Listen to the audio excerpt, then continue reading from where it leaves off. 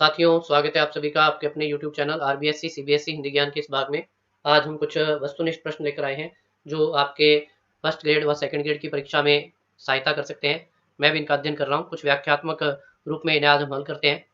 देखिए, तो ये आपके फर्स्ट ग्रेड में सहायक होंगे, सेकंड ग्रेड में भी सहायक रहेंगे। दोनों परीक्षाओं से संबंधित बातें आपको सम्मिलित रूप से यहाँ मिलेंगी। तो पहला प्रश्न है हमारे कि इनमें से कौन सी बिहारी हिंदी वर्ग में नहीं आती है।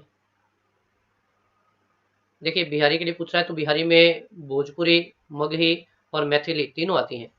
इसे हम इस प्रकार भी कह सकते हैं कि बिहार में भोज, मग, मेथी। बिहार में भोज, मग, मेथी। देखिए, मेथी से मैथिली हो जाएगा, मग से मगही और भोज से भोजपुरी।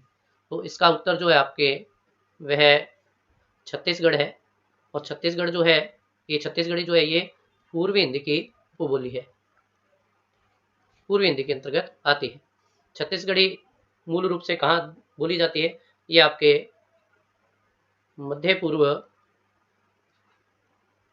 उत्तर प्रदेश में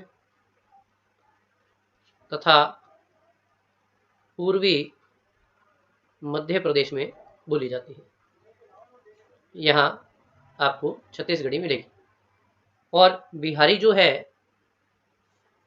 देखिए जो बिहारी है, इस बिहारी हिंदी का विकास मागधी अपभ्रंश से हुआ है। बिहारी हिंदी का विकास मागधी अपभ्रंश से हुआ है। अपभ्रंश इस प्रकार लिखा जाएगा, मागधी अपभ्रंश से हुआ है। और बिहारी जो हिंदी है उसके दो भाग हैं। एक तो है आपके पूर्वी बिहारी और एक आपके है पश्चिमी बिहारी। तो पूर्वी बिहारी व पश्चिमी बिहारी, बिहारी हिंदी के दो भाग हैं। और पूर्वी बिहारी के अंतर्गत जो बोलियां आती है वह आपके आती है मगही और मैथिली। ये पूर्वी बिहारी के अंतर्गत आती है। पश्चिमी बिहारी के अंतर्गत आपके आती है भोजपुरी। तो ये इसका उल्लेख है। आइए दूसरे प्रश्न की ओर बढ़ते हैं। देखिए, दूसरा प्रश्न है हमारे सामने कि संस्कृत का कोई भी शब्द मनचाहे ढंग से तोड़ मरोड़ कर तद्भव नहीं बनाया जा सकता।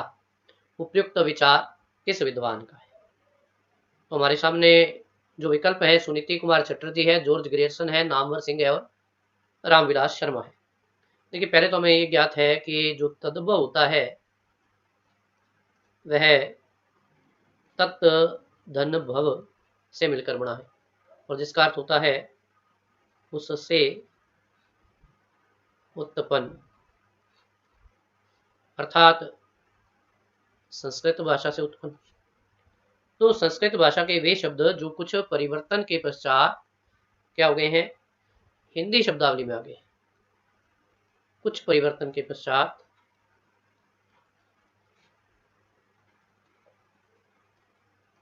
हिंदी में आ गए, उन्हें हम तद्भव कहते हैं। तो तद्भव का अर्थ तत्धन भव, उससे उत्पन्न, अर्थात जो संस्कृत भाषा से आए और संस्कृत भाषा से कुछ परिवर्तन के पश्चात हिंदी में अपना लिए गए हैं, तद्भव कहलाते हैं। जैसे कहा जाए तो अकाज, काजल, चमड़ा, कुछ भी लिखा जा सकता है। अब देखिए, जो निराला जी हैं, निराला जी की एक कविता थी जो इन्होंने रामविलास शर्मा जी ने लिखी थी। क्या नाम था उसका? उस कविता का नाम है निराला जी की कविता।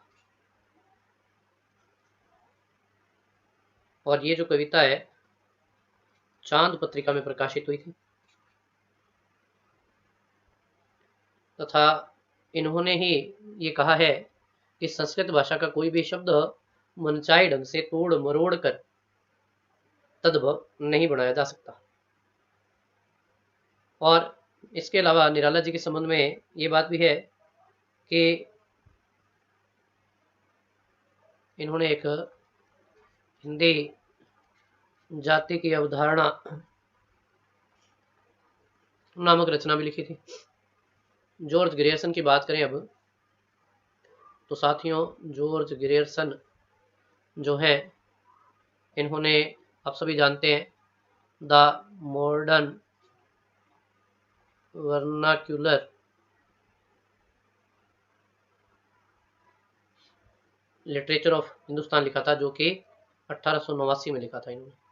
इसके अलावा इन्होंने पद्मावती का संपादन भी किया है, जो 1902 में किया। इसके अलावा जॉर्ज ग्रियर्सन ने बिहारी कृत जो सतसई है, जिस पर लल्लू लाल ने टीका लिखी थी, इसका भी संपादन जॉर्ज ग्रियर्सन द्वारा किया गया। इसके अलावा इन्होंने एक नोट्स ऑफ तुलसीदास रचना भी लिखी थी। तो ये इसकी कुछ महत्वपूर्ण बातें हैं। सुनीति कुमार चटर्जी की जो है वो बांग्ला भाषा का उद्भव और विकास,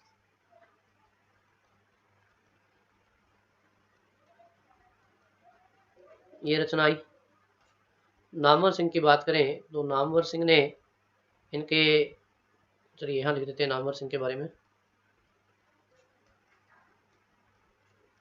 इन्हें एक तो इनका साक्षात्कार जो आया था, कहना ना होगा, यह आया था 1994 में। इसके अलावा एक और इनका साक्षात्कार बात बात में बात, बात बात में बात, ये भी आया था, जो 2006 में आया था। इसके अलावा इनका एक पत्र संग्रह भी है, जिसका नाम है काशी के नाम, जो 2006 में आया।